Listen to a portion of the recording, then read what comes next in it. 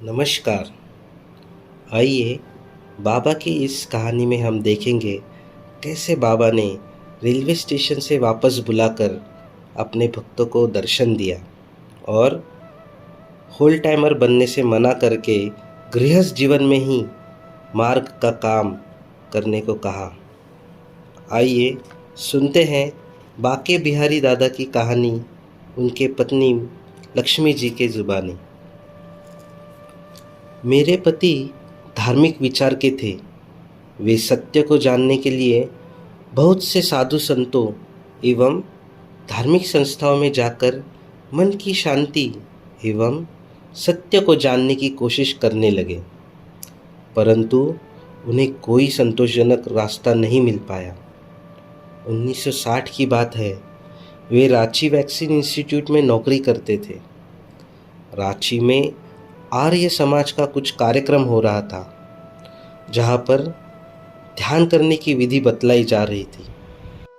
वहाँ मेरे पति भी गए तो वहाँ बताया गया कि ओम का ध्यान कीजिए। तब इन्होंने पूछा कि ओम कहाँ से आया, हम उसका ध्यान क्यों न करें। तब वे लोग बोले, अब आप दूसरा रास्ता खोजें। 1 साल के बाद इन्हीं के सहकर्मी शर्मा जी, वे आनंद मार्गी थे। उन्होंने इनको आनंद मार्ग के बारे में बतलाया कि इसमें योग साधना सिखाया जाता है। इसको करने से मन एकाग्र होता है तथा बड़ी शांति मिलती है। आनंद मार्ग के आचार्य लोग साधना सिखाते हैं तथा दीक्षा देते हैं। इन सब बातों को सुनकर इनके मन में दीक्षा लेने की इच्छा हो गई। आचार्य क्षितिज जी इनको दीक्षा दिए। उस समय आनंद मार्ग एक नया धार्मिक संस्था बना था। 1955 में इसकी स्थापना हुई थी। इसके गुरु श्री आनंद मूर्ति जी थे। वे जमालपुर मुंगेर में रहते थे। आनंद मार्ग में पूजा की विधि साधना करनी पड़ती थी। इसमें मन को एकाग्र कर परम पुरुष को ध्यान में रखकर अपने को उस परम तत्व में मिला देना, इसी को ध्यान कहता थे और इस तरह से ध्यान करना पड़ता था। इन्हें इस ध्यान में बड़ी शांति मिली तथा सात्विक खाना पीना, भजन कीर्तन करना बहुत अच्छा लगा। कुछ महीने बाद शर्मा जी और मेरे पति ने गुरु दर्शन के लिए मन में ठान लिया कि अब हम लोग बाबा का दर्शन करके ही रहेंगे, और दोनों रांची से जमालपुर चले गए। शर्मा जी और मेरे पति ने अभी तक कभी भी बाबा का फ़ोटो या बाबा को फिज़िकली नहीं देखा था। वहाँ पहुँचने पर अवधूत जी, दादाजी ने इन दोनों को खूब डांटा और बोले कि अभी ठीक से साधना भी नहीं हो पाई है और बाबा का दर्शन करने चले आए। अभी बाबा का दर्शन नहीं होगा, आप लोग लौट जाइए। ये दोनों बहुत गिड़गिड़ाए कि दादा, हम लोग इतनी दूर से आए हैं बाबा का दर्शन करने, हम पर दया करें। परंतु दादा ने कुछ भी नहीं सुना और कहा कि अभी खूब साधना कीजिए, तब बाबा आप लोगों को स्वयं बुलाएंगे, अभी आप लोग चले जाइए। तब लाचार होकर हारे मन से ये दोनों बाबा के क्वार्टर से प्रणाम करके लौट रहे थे। उस समय संध्या के 4 बज रहे थे। रास्ते में एक भद्र पुरुष आते हुए मिले। वे इन लोगों को अपने पास बुलाए और बोले, तुम लोग कहाँ से आए हो? तब दोनों बोले कि हम लोग रांची से आए हैं। यहाँ हमारे गुरु श्री आनंद मूर्ति जी रहते हैं, उन्हीं का दर्शन करने आए थे, परंतु हम लोगों को अभी गुरु का दर्शन नहीं मिलेगा। दादाजी ने हम लोगों को लौट जाने के लिए कहा है। हम लोग स्टेशन जा रहे हैं। पता नहीं ये दोनों उस अभद्र पुरुष को क्यों ये बातें बता रहे थे।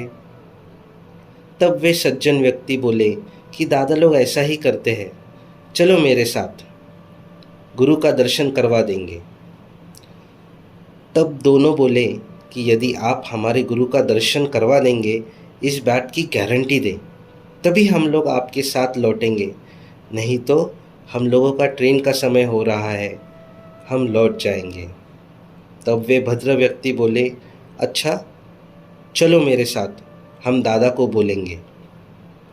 तब दोनों उनके साथ बाबा के क्वार्टर के पास पहुंच गए।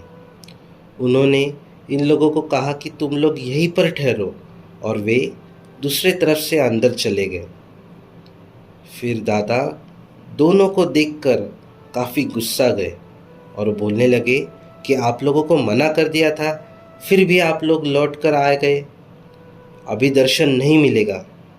तब ये लोग बोलने लगे कि हम दोनों जा रहे थे, रास्ते में एक आदमी मिले, वही हम लोगों को अपने साथ लाए।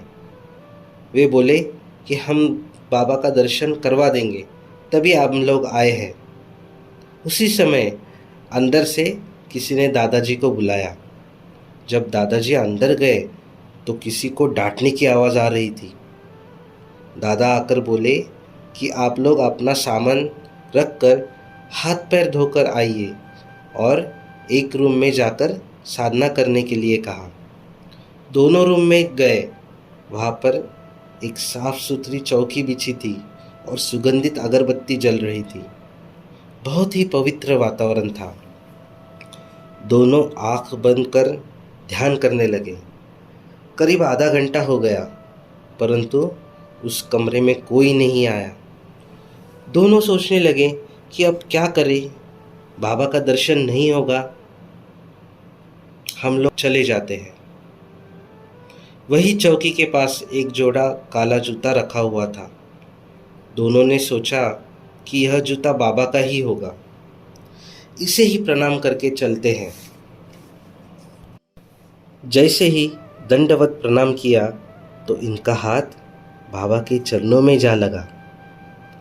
बाबा अपने दोनों हाथों से इन्हें उठाकर कहते हैं कि अजी, कभी कभी ऐसा भी होता है।